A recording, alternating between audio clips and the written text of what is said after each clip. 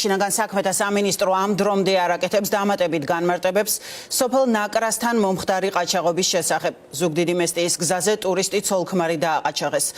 უწყება მხოლოდ იმის შესახებ ავრცელებს ინფორმაციას, რომ გამოძიება ყაჩაღობისა და იარაღის უკანონო შეძენა შენახვა ტარების მუხლებით მიმდინარეობს.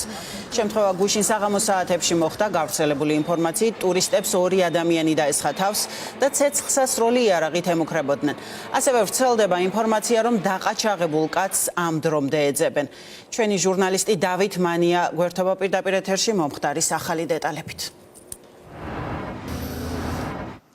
გავრცელებული ინფორმაციით შემთხვევა მესტიის მუნიციპალიტეტის სოფელ ნაკრასთან 5 დეკემბერს გვიან ღამით მოხდა, რა დროსაც უცხოური ქვეყნის მოქალაქეები, უფრო კონკრეტულად კი რუსეთის მოქალაქე ტურისტები საკუთარი ავტომობილით ზუგდიდის მიმართულებით გადაადგილდებოდნენ და გავრცელებული ინფორმაციით მათ რამდენიმე შეიარაღებული პირი დახვდა გზაში ყაჩაღობის მიზნით და მათ იძულებით დაატოვებინეს ავტომობილი. ამის შემდეგ ტურისტმა ქალმა დახმარების თხოვნით მართა გამვლელებს და სწორედ ამის შემდეგ გადახორციელა მან პირველი ზარი შინაგან საქმეთა სამინისტროშიც.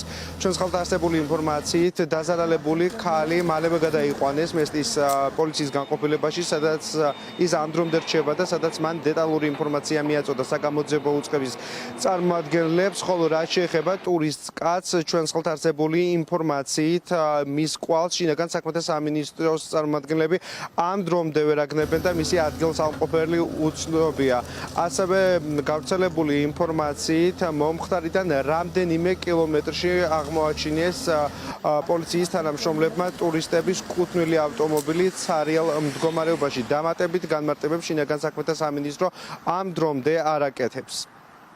ვერაფერს არ მოგახსენებს ამ ამბავზე. მიმართეთ პრესცენტრს.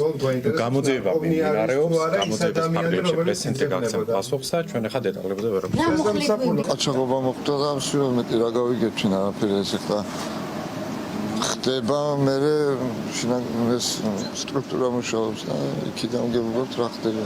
ვინ არისო და ყაჩაღებულია აი ტურისტები არიან,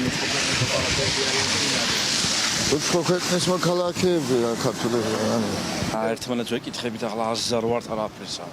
რუსი ტურისტები არიან ისე ვერც ის არ ვიცი რა ვერ გეტყვით დასკები. მომხდარ ფაქტთან დაკავშირებით შინაგან საქმეთა სამინისტროში გვიდასტურებენ, რომ გამოძიება დაწყებულია ყაჩაღობისა და იარაღის უკანონო შეძენა შენახვის ტარების მუხლით, ხოლო რაც შეეხება დაკარგულ მამაკაცს, ტურისტ მამაკაცს, მისი ადგილსამყოფელი ჩვენს ხალხთან არსებული ინფორმაციით ამ დრომდე უცნობია.